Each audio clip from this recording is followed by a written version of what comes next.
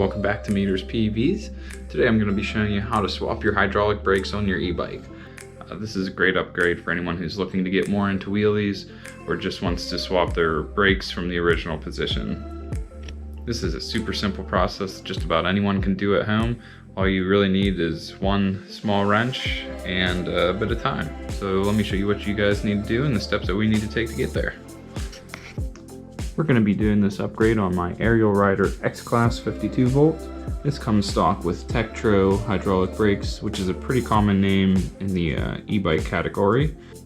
Doing this change is very simple and should take no more than a half hour, and you'll be able to swap from front brake here and rear brake there to having your front brake on the right side and your rear brake on the left. Alright, so the first step we're going to want to do is remove any sort of cable management or wire looms that you have on your bike. All I'm going to have to do is remove them down to the part where they connect here together. That way I can swap my lines from this side to this side without causing loose wires or having everything be too tight together. There we go, got this side off. Now let's do the next.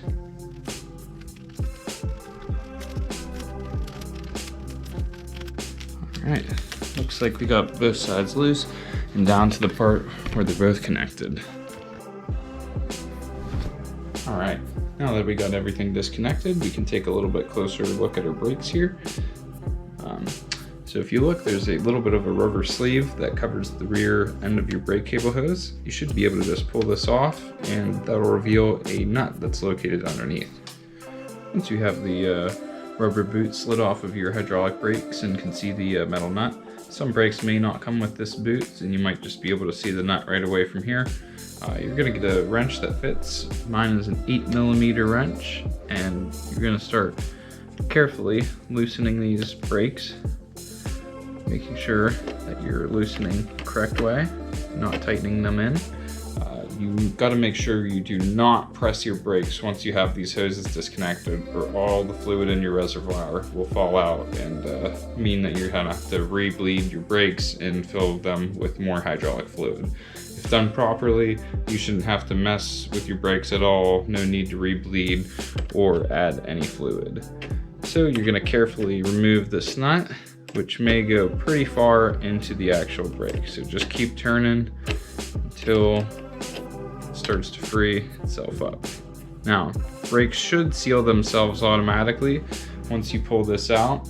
As you can see, I've loosened this nut the full way and that's free sliding on the line. So once I give a gentle tug on our hydraulic brake line, it should pop right out like this. And as you can see, there's no leaking fluid coming out of this side and nothing coming out of the hose. Just try your best to keep it upright. Alright, next we're just going to have to do the exact same process on the other side to get the other hydraulic line removed. This should be just as simple as the other one. Again, just make sure you're going the right way and you're being gentle with everything. Make sure not to press your brakes after you have the lines disconnected.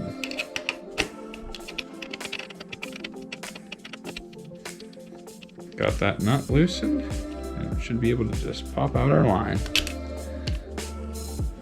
And there she is. Now make sure you remember which line is which. This is my front brake, and then on the other side is my rear brake.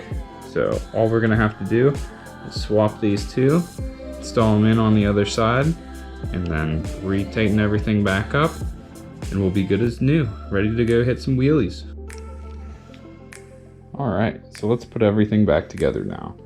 Now, however you set your brakes back up is up to preference, but if you're doing this to be able to have better wheelies, you want to make sure that your rear brake is on the opposite side from where your throttle is. Mine has a right hand twist throttle, so I'm going to be putting the rear brake on the left side. So what you're going to want to do is take your brake line and carefully insert it back into the brake there.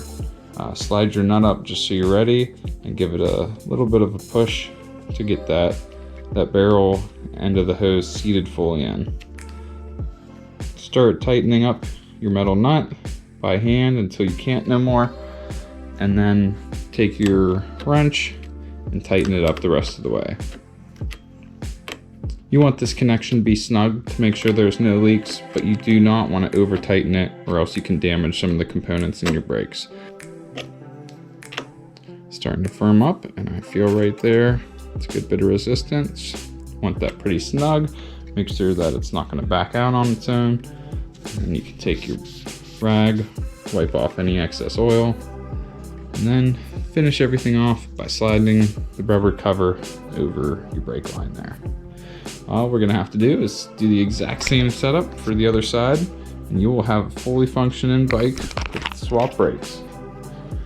All right, let's get everything reconnected for the front brake here. So we're gonna do the same thing. Make sure you find your metal nut that goes in there. Take your brake line and insert it into your brake. Start hand tightening that nut down until you feel a good bit of tension, and then use a wrench and tighten it in the rest of the way.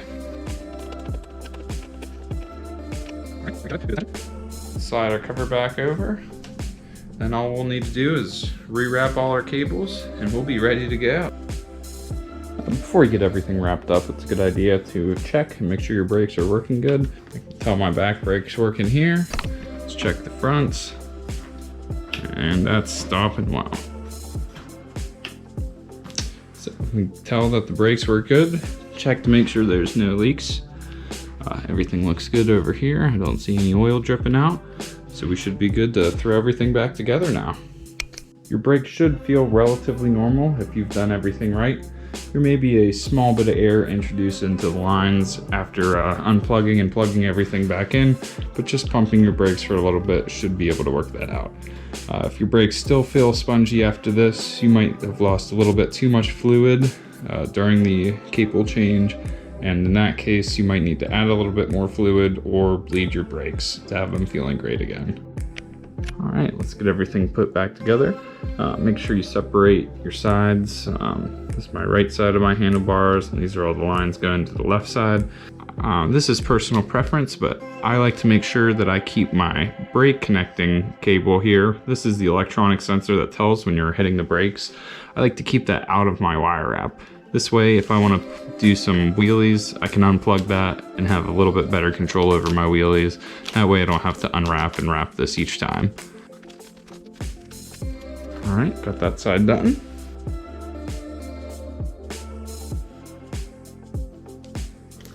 All right, got everything all tight and secured up here now. And there you have it. With only about 10 minutes and one wrench, you're able to easily swap your brakes by yourself.